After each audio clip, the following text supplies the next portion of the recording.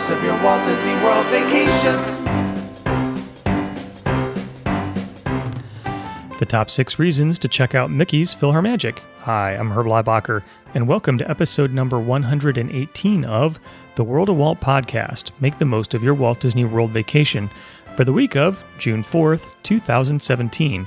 This is the podcast for Walt Disney World fans, whether you're planning your next trip or just enjoy reliving a little bit of Disney magic. Music plus characters with unique personalities have always been a key to how Disney tells stories, first in its shorts and movies and now in the theme parks. I think that music and characters come together in a very special way, in a very special attraction in the Magic Kingdom's Fantasyland. Today we're going to take a look at the top 6 reasons to check out Mickey's PhilharMagic. To help me explore this topic, I'd like to welcome a man who appreciates music as much as the next duck, Russ Reeves. Russ, welcome back. Hey, Herb, it's good to be back with you, talking about one of my favorite attractions. Yeah, Mickey's PhilharMagic is a really good one. It's actually one that I do take in sometimes when I go to the park. It doesn't normally seem to have a long line, and it's a lot of fun for a lot of reasons that we're going to talk about, so I'm looking forward to this one. But before we get over to PhilharMagic, a warm-up question for today is, what is your favorite drink in Club Cool? Oh, that's a good question. There's a lot to choose from, and if you haven't tried it yet, outside of Club Cool, you can go to the new Coca-Cola location in Disney Springs, and you can get an international sampler that's got a lot of those same flavors and more on it. We did that last time we were there. It was a lot of fun. But I'm stalling here so that I can think of my answer, and I'm going to have to go with Beverly for a variety of reasons. With taste being one of them? Okay. Actually, taste is actually the least important reason I'm choosing this. Okay, so maybe in order of importance, number one, choosing Beverly because I can't remember what a lot of the other ones are called. So Beverly is hard. It's one of my favorites because it's hard to forget. It's truly an unforgettable beverage. In many ways. Yeah, so, and then secondly is I don't know of a beverage anywhere that you can have as much fun with people as you can with Beverly. I love going in there and, you know, if you've got somebody with you for the first time or maybe somebody standing nearby and you can pull this trick on to say, oh, have you tried the Beverly yet? Oh, it's phenomenal. You've got to try the Beverly. And then just stand back and watch their face when they drink it. That is almost worth the cost of admission to Epcot right there. But then I think also I do like to take a big swig of Beverly because there's just something about drinking something so hideous that it just, I don't know, it makes me feel like more of a man to be able to like just take that drink down and just say, yeah, you know.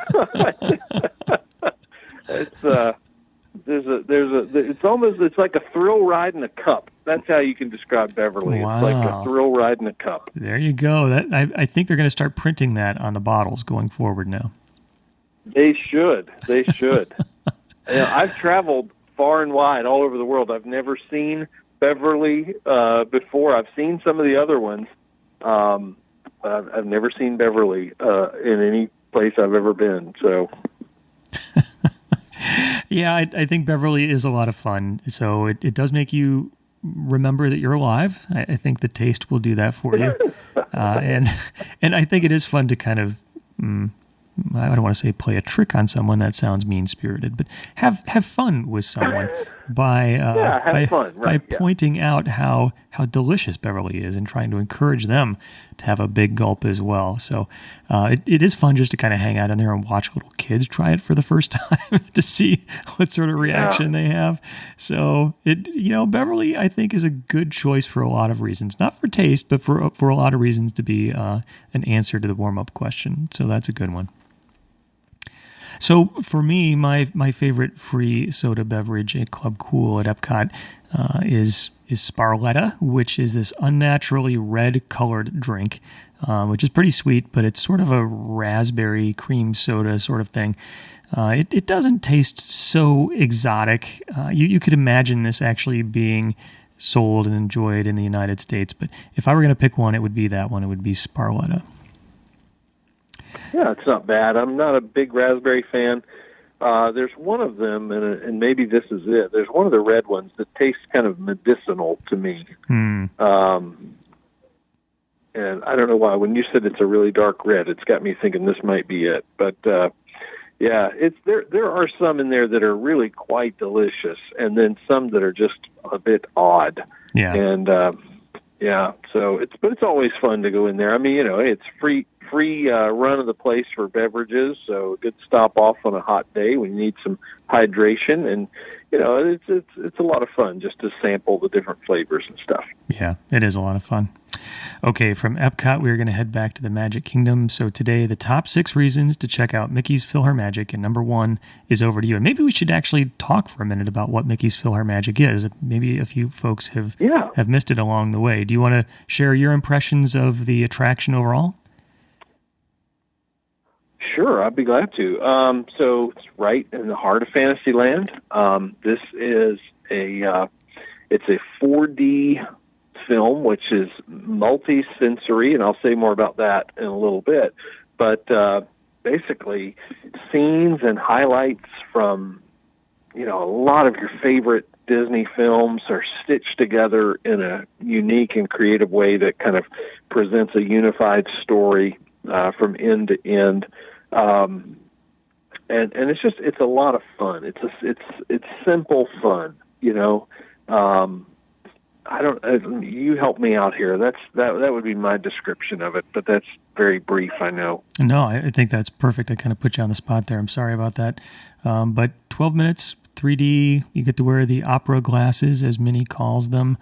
And it's a story about Mickey leading an orchestra, and it ties in a lot of different characters from a lot of different Disney films, a lot of great music. So it's just a fun 12-minute movie type experience, which I think is worth checking out. It's in Fantasyland, right across from the Prince Charming carousel behind the Cinderella Castle. So I think some people could actually scoot by there and miss it.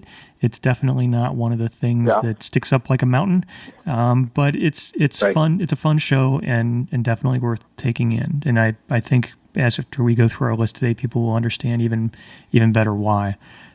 So the number 1 reason why for you is for you, Russ.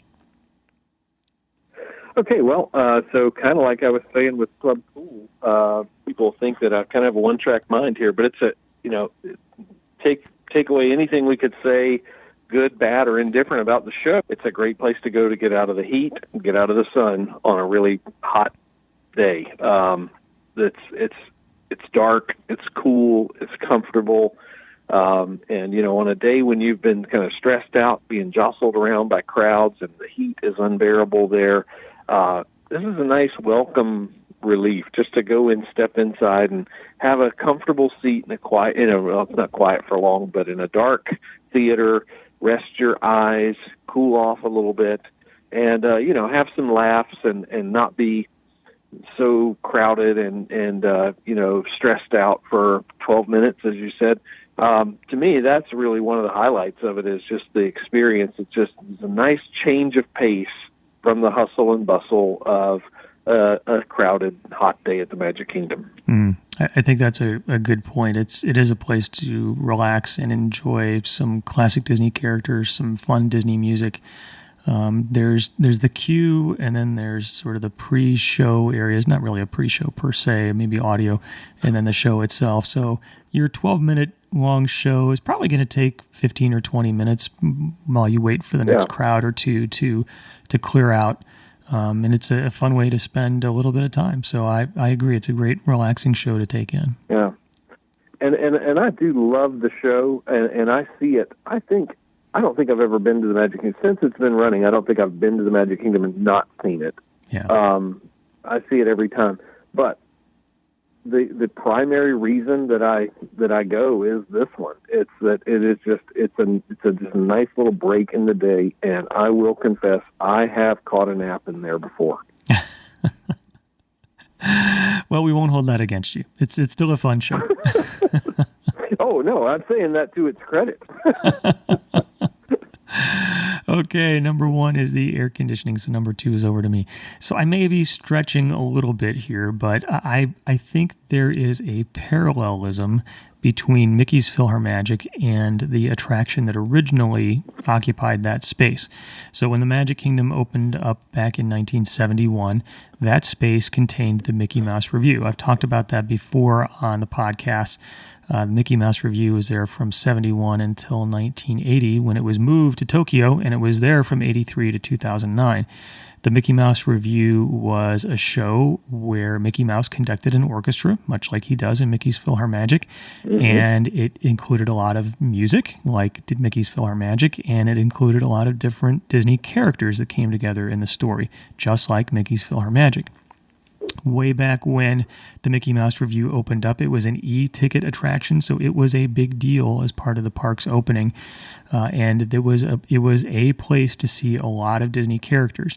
Now, if you go to YouTube today and you check out the Mickey Mouse Revue, you may be a little less than wowed. Well, I think the technology and the idea was tremendous for 1971, and I think the idea is still tremendous today. It carries forward in Mickey's PhilharMagic, but the execution back then with animatronics just probably wouldn't have stood the test of time. But I do think the idea of this Mickey Mouse conducting an orchestra and pulling in various Disney characters was there in the Mickey Mouse Revue, and I think it's fun that it's there again in Mickey's PhilharMagic, that the idea of being able to see all these characters and enjoy this music is there in a new and a different way, and that's pretty fun. Yeah, I love what Mickey Mouse Revue was. I'm a big fan of audio animatronics, and the more the merrier, and that show had a lot of them. Yeah. Yeah, it probably wouldn't hold up today in the same form. I kind of wish there was a way you could have sort of like if Mickey Mouse Revue and PhilharMagic had a baby, like if you could have some sort of show where it incorporated the best of both, some good audio animatronic characters with some of this great 3D animation, 4D effects. That would be sort of maybe the best of both worlds. There is at least one place in Walt Disney World you can go to find some of the original audio animatronics from the Mickey Mouse Revue. Do you know where that is? So if I were going to guess, I would say Splash Mountain, but that's a crazy guess. I don't know.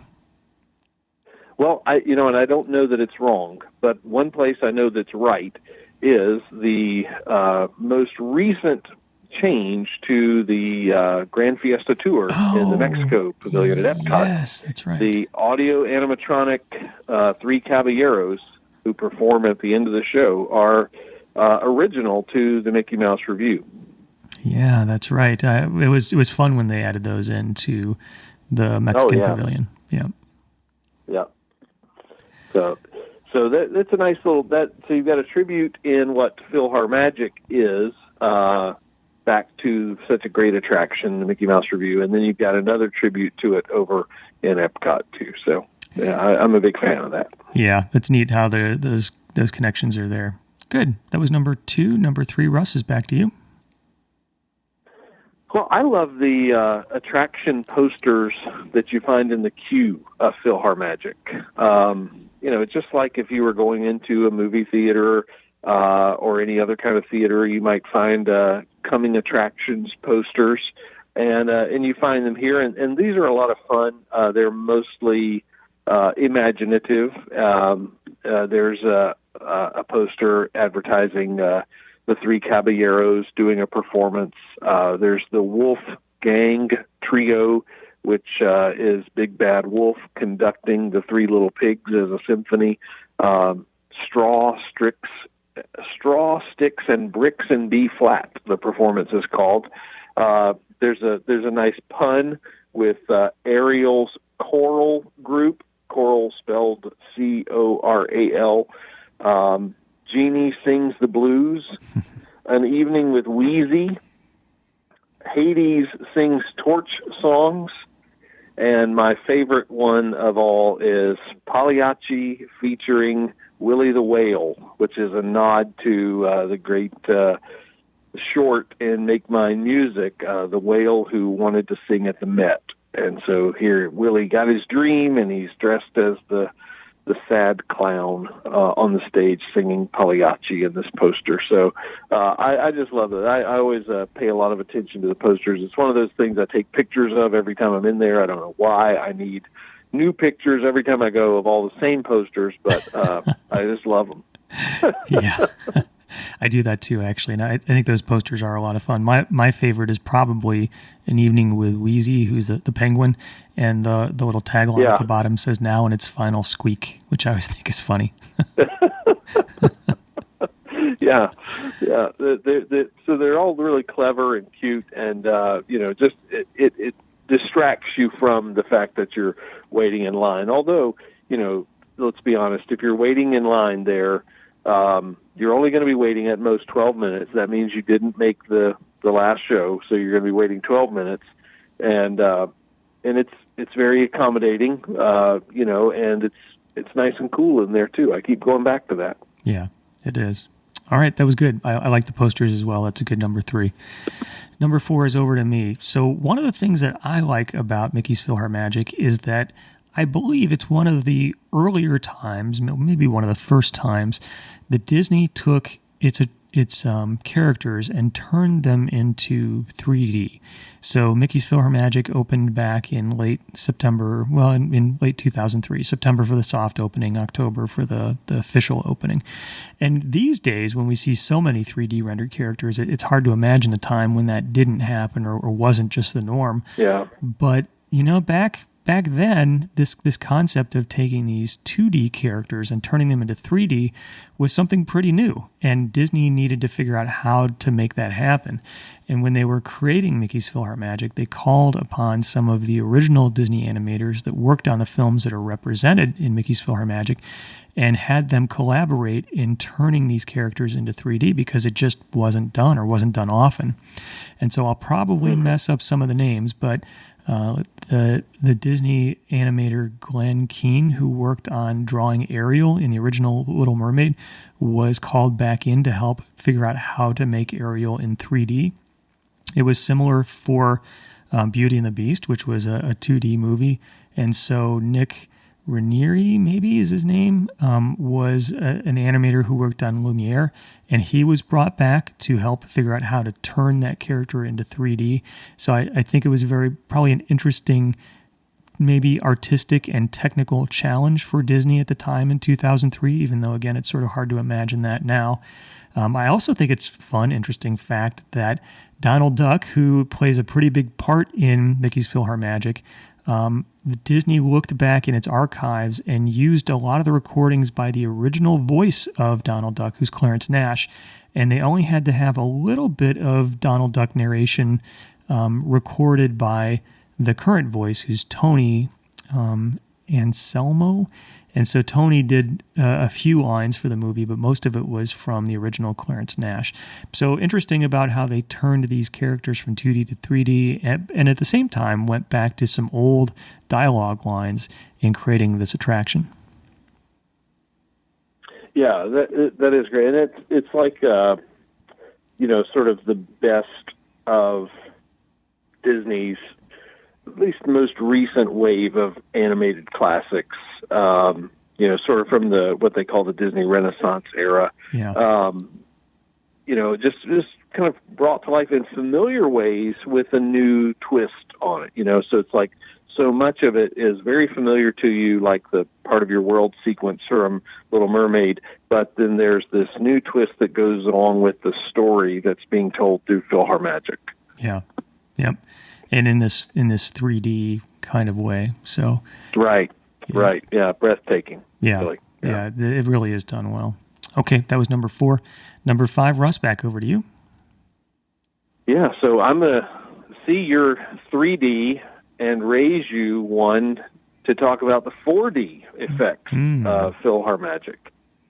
So it's not just the 3D that you see, but the 4D that strikes you in many ways. And, of course, it doesn't strike you. That's not one of the ways. But it does affect Thankfully. you. Yeah, right. You might get squirt with water. You might feel bursts of air or the wind blowing. You might smell food at some portions of the show.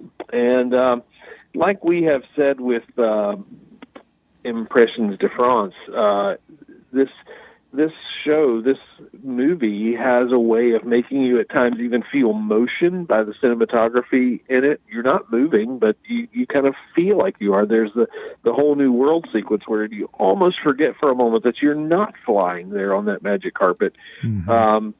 And that's done with these 4D effects, giving you the wind in your face and, the cinematography being what it is there. So 4D is being done in a lot of places,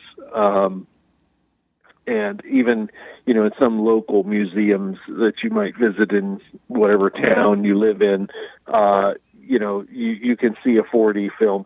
And there are a couple of places at Disney that you can see 4D, but I don't think it's really done anywhere better than it's done at PhilharMagic. I think this is the best 4D show that I've ever seen, and makes it really unique. Yeah, I agree. I think the effects that they do here are really well done. They add to the story and just make for a great experience. So, good one, 4D effects. Tough to Be a Bug comes to mind, and the Muppet movie at Hollywood Studios. I'm trying to think of their other 4D. The short film festival, the Imagination Pavilion, has a little bit of the 4D stuff going on in it. Mm-hmm. So I guess there's one in every park. Yeah, so there's one in every park, and I think this is the best one of all of them. Yeah, I think they do a good job. Agreed. Okay, number 6, last one, back over to me. So one thing that I think is a lot of fun about Mickey's PhilharMagic is the end of the show. And so at the end, after all this mayhem that Donald creates, as he tends to do, Mickey finally gets his sorcerer hat back. He finally gets the baton. He conducts the orchestra for a few bars. And Donald, being the troublemaker that he is, gets stuck in the tuba, which eventually launches him out across the top of the theater, and he gets stuck in the back wall head first. So you see his rear hanging out for a few minutes until it falls back into the wall. And so I think this is a fun effect. I think maybe some people don't know to look around. A lot of people do. Right. A lot of people do. But occasionally people miss this. Because they just don't think they should be turning around to see what's happening on the back wall of the theater, which I can understand. But I think Donald, who really is a fun personality, who I think makes a lot of the show more interesting, maybe comic relief. I like to see that he's got his part in the end. And a little interesting tidbit is that it's fun to see Donald then in the gift shop, into which you magically exit, tied up in the tuba. Yeah. So it's fun to see that he is in the back wall of the theater, and then you can walk out into the gift shop and you actually see him in the gift shop as well. Yeah, it's one of my favorite little gift shop decorations is that Donald that you see in there.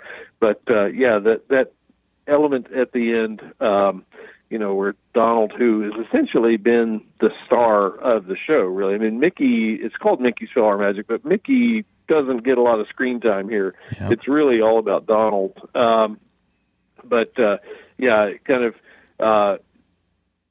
It ends with a bang, we'll say. And and you do have that nice little use of animatronic there that, reminds you of what Mickey Mouse Revue originally was.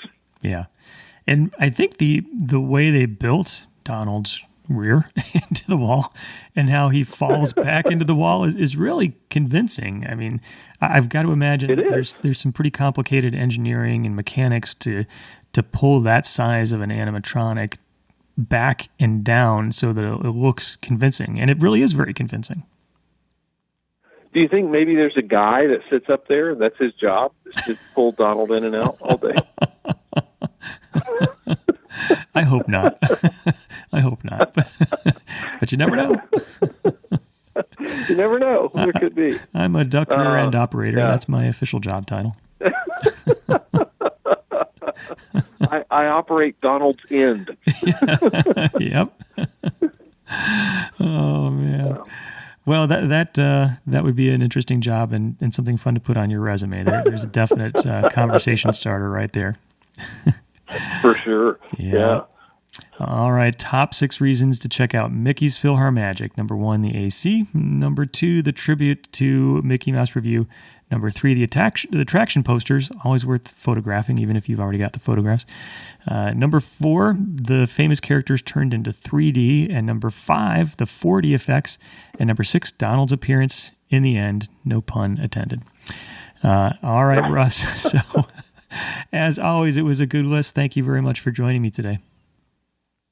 Thank you. I hope maybe we've whet someone's appetite to go try this attraction out or try it out again. And if we have succeeded in stopping somebody from just walking past and saying, "Oh, I don't need to go see that movie," then I'll count it a success.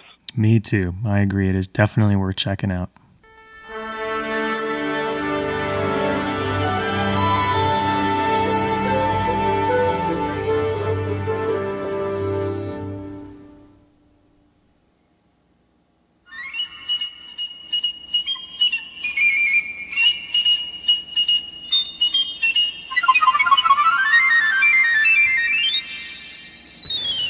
Today we head out to some of the music from Mickey's PhilharMagic. And yes, we made it through the list of the top 6 reasons to check out Mickey's PhilharMagic. But our conversation isn't over. I'd like to hear what you think about our list. Do you have an idea, something you'd like to add? You can do that by visiting the show notes page at worldofwalt.com/118, a page that works nicely on your tablet, smartphone, and desktop. Leave your comments in the comments section and check out what other people think as well. I'd like to thank everyone who's been in touch and invite you to follow me on social media, facebook.com/worldofwalt and pinterest.com/worldofwalt. If you like today's podcast, I would appreciate it if you would spread the word. Tell your family and your friends about it. To wrap up for today, I would like to give you a heartfelt thank you for spending some of your time with me. I'd also like to thank everyone who visits the worldofwalt.com site, where you can read interesting Disney articles and chat with other folks who like Disney in the comments sections. By listening here and by visiting the site, you allow me to share the fun of Disney with you, and it's cool. Thanks for being a part of it. So until next time, my friend, may God bless you.